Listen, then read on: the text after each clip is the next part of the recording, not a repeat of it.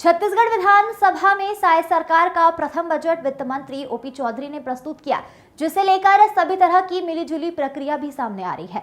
भाटापारा विधायक इंद्र साव ने इस बजट को ऊंट के मुंह में जीरा बताया और कहा कि बजट में कुछ नया नहीं है। पूर्व की कांग्रेस सरकार की योजनाओं के नाम बदलकर बढ़ाने का प्रयास किया गया है। किसानों के लिए भी कुछ खास नहीं किया गया है। वहीं अवैध शराब व अवैध कार्यों में रोक लगाने के बजट में भी कुछ खास नहीं किया गया है। लोगों को केवल निराशा ही हाथ लगी है।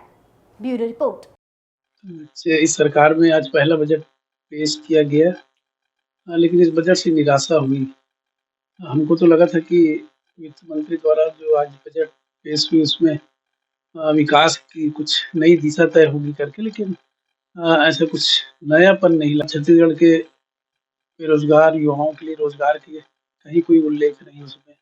किसानों के लिए भी कोई खास कोई योजना नहीं है और महिलाओं के लिए भी जो आधारी बंधन योजना का सिर्फ लालीपाप है और कुछ उनके स्तर में सुधार के उनके जो भी आर्थिक स्थिति के सुधार के लिए कोई विशेष कोई बात इस बजट में नहीं है।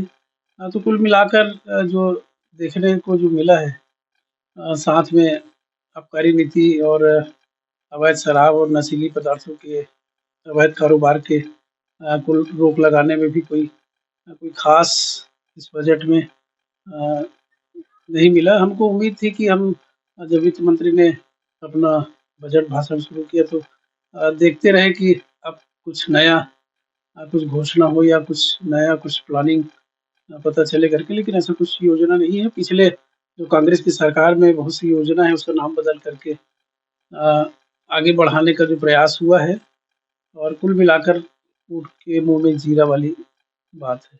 किसानों को भी बात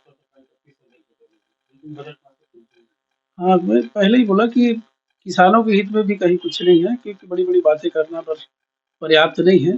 कांग्रेस ने बात कम की, लेकिन अपने जो